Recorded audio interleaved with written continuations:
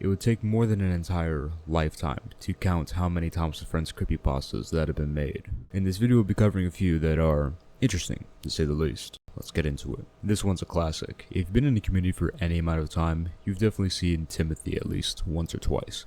But many actually haven't heard the full story, which we'll read now. Timothy, also known as Timothy, the number 0, is an infamous ghost train said to haunt the island of Sodor. Once a proud prototype for the E2 tank engines, Timothy's tragic and terrifying story has become the stuff of legend. Timothy was the first E2 class engine, a prototype with 6 small black wheels, silver paint, and the number 0 proudly displayed on its side. Built before the introduction of the E2 engines in 1913, Timothy was reliable and hardworking, but never destined for the same long service as his successors, including Thomas, who would later gain fame on the island of Sodor. Despite being considered obsolete, Timothy served faithfully. Though he and Thomas rarely crossed paths, they acknowledged each other with exchanged whistles when they passed. In late 1913, Timothy's career came to an abrupt halt when he was retired. However, he was later sent to the Sodor to aid in the railway's expansion, managed by the old controller, a man known for his greed and disregard for the engines under his care. Timothy, overused and in poor condition, was deemed beyond repair. 2 months after his arrival, the old controller callously informed Timothy that he would be sent for scrap after completing one final late-night passenger run. This heartless announcement shattered Timothy. Consumed by anger and despair, he made a fateful decision. On the night of his last journey, Timothy, now driven by revenge, departed the docks with the passenger train, unbeknownst to the old controller, who was on board with other passengers. As Timothy gained speed, his driver and fireman attempted to stop him, but the brakes failed. The train hurtled faster and faster. Timothy, his once kind demeanor now twisted with black eyes, glowing red pupils, and a demonic face, ignored their pleas. Veering onto the wrong track, Timothy raced towards an unfinished viaduct. The crew's efforts to regain control were futile. With the train scream, Timothy crashed through the buffers and plunged off the cliff, leading to a fiery explosion. Everyone on board, Timothy, his crew, the passengers, and the old controller, perished in the horrific crash. The next day, investigators arrived at the scene.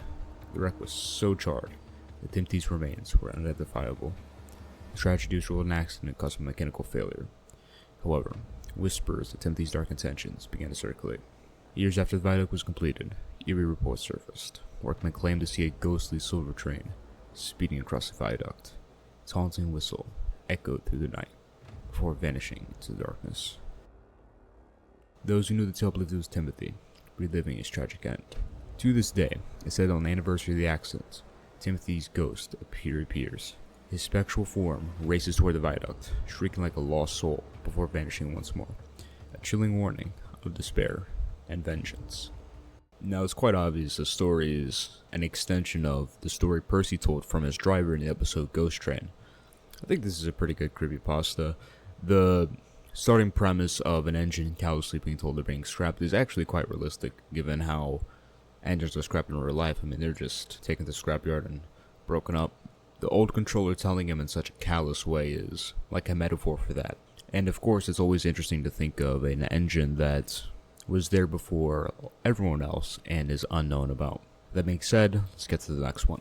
Chances are, you probably want more Thomas and Friends items in your collection. But with prices rising, not only on eBay, but in life in general, it seems hard to get your hands on what you actually want.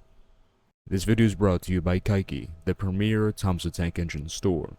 Not only are the base prices lower than eBay's, but you also get 20% off using the code in the description, or you can sign up to the email list for 10% off your first order. Check out the link in the description or link in the pinned comment to get your hands on your favorite Thomas Friends merchandise you don't have yet. Now back to the video. Have you ever heard of Thomas the Tank Engine? If you've been around young kids, you probably have. It's a beloved show, especially for kids aged 2 to 7. My own son was obsessed. He can name every train, their colors, and even the numbers painted on their sides. So when he came to visit me for the summer, I wanted to keep him entertained while I worked. I picked up a Thomas DVD titled Thomas and the Children. The cover seemed innocent enough. Thomas was smiling, then little wooden children waved cheerfully from the coach's windows. Excited, my son begged me to play it right away. I put in a DVD player and returned to work. Hours later, he came to my office, pale as a sheet. Daddy? He stammered, his voice weak. Alarmed, I touched his forehead. He felt feverish. Why did Thomas kill the children? He whispered. The question hit me like a freight train. I reassured him, saying, Thomas didn't hurt anyone, honey. We probably just need some rest. I gave him medicine and tucked him into bed. My curiosity was piqued. What could he have seen? I decided to watch the DVD myself. At first, everything seemed normal. The episode opened with Thomas being tasked with Topham Hatt to take the children to the seaside. Oddly, there was no narrator, a staple of the show. Thomas picked up the children, their wooden bodies climbing into his coaches. As usual, he sped down the tracks, the kids cheering inside. But then came the infamous line. Then there was trouble.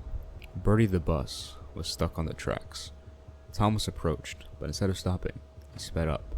Bertie looked terrified. To my horror, Thomas began laughing, a chilling, maniacal laugh. The wooden children inside of the coaches stopped cheering. They cried, tears visibly streaking down their painted faces. And then Thomas crashed into Bertie. The scene was chaos. Splinters of wood, pieces of Bertie, and what looked horrifyingly like blood filled the screen. The camera panned to the carnage inside of the coaches. Broken limbs splattered red and heads torn from the bodies, yet the painted tears on the children's faces remained. Then, anger boiled inside of me. Who would create such a horrifying thing for children? But as I prepared to turn off the DVD, messages began flashing in the static, words like kill, obey, multiply, and die. Mesmerized, I watched the screen for over an hour, counting 30 different disturbing messages, before I snapped the DVD in half, threw it away. That night, I checked on my son. He was peacefully asleep, clutching his teddy bear. I went to the bed. The nightmare began. I dreamt the wooden children were in my room, but they weren't small anymore. They were lifelike, as tall as adults. The twisted forms surrounded me, grabbing my limbs and pulling me apart. Over their laughter, I heard Thomas's sinister crackle echoing. I've been trying not to laugh during reading the whole thing, but... So this is an example of one of those creepypastas, just a bit too... It's a bit much. What made the Timothy creepypasta good in some aspects was that it's a symbolic representation of something that's real. An engine that's just going to be scrapped without any second thoughts about it. And you could kind of, what would an engine actually feel like if that would be their fate? And you kind of get that in the story of Timothy. In this story, there's no realism. It's trying too hard to be a scary story. In any case, on to the next story. Before we dive into the story, you're probably wondering how I came across this episode of Thomas and Friends. From 2001 to 2004, I was an intern at Hidden Entertainment while pursuing a degree in TV and film production. One of the perks of the job, aside from my paycheck, which was rare for internships, was being part of the test audiences for upcoming shows. Occasionally, I even got to see unfinished, unreleased episodes, and that's how I encountered this lost episode from season 6. This episode was created to write Boko out of the series, as he wasn't particularly popular. It was nearly complete when I saw it, but the darker tone didn't sit well with most of the audience. The episode was scrapped and replaced with Buffer Brawler. Today, no footage remains, except for 2 screenshots and what's found on defunct form. Despite only seeing the episode once, the details are vivid in my memory. This episode opened like any other, but the directing credit humorously read, directed by placeholder text, a common quirk in unfinished episodes.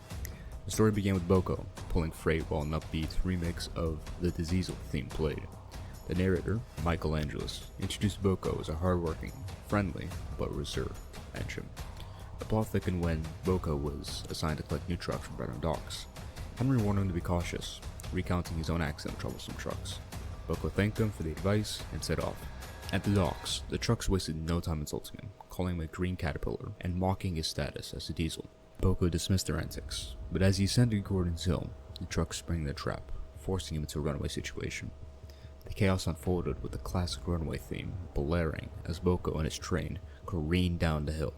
Despite his driver's best efforts to brake, disaster struck at a sharp bend where workmen had been repairing the track. Boko derailed, tumbling down a hill, before plummeting off a small cliff.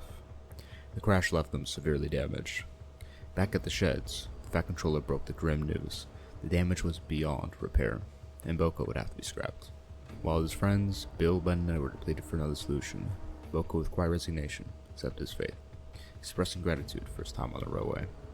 The episode then followed him saying his goodbyes, creating a poignant montage of his final montage with his friends, of his final moments with his friends. The climax showed Boko at the scrapyard, being lifted by the grabber from Stepney Gets Lost, and dropped into the melting pot. This was a shocking moment, one rarely depicted so graphically in the series.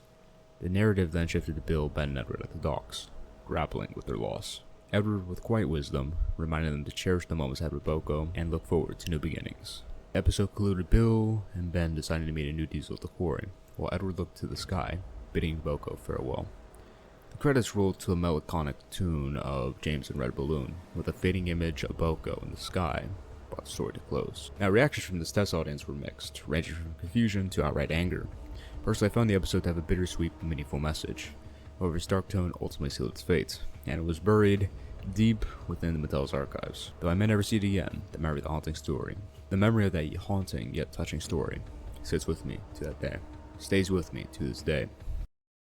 Now, this creepypasta I think is another good one because it seems somewhat plausible. Maybe the concept of Boko being put into a melting pot and that even being considered as a viable concept for the show, that's a bit of a reach. But the idea of an engine being damaged upon repair and having to go away forever, like that general concept, I could actually see that being in an episode and being a bit of a controversial episode. And I think one thing that a lot of people wouldn't like about the episode is Boko being called a green caterpillar, because that's what Percy's called, right? But I feel like that kind of fits in because this is Hit Entertainment we're talking about in this story. I feel like Hit Entertainment would make a mistake like that. And I feel like Hit Entertainment would be the types to just write Boko out of the series completely. Or who knows, maybe it is more realistic just have them not address Boko leaving at all. In any case, those are the stories we'll be going over today. I hope you enjoyed the video. If you did, leave a like, subscribe for more videos, and check out this other video.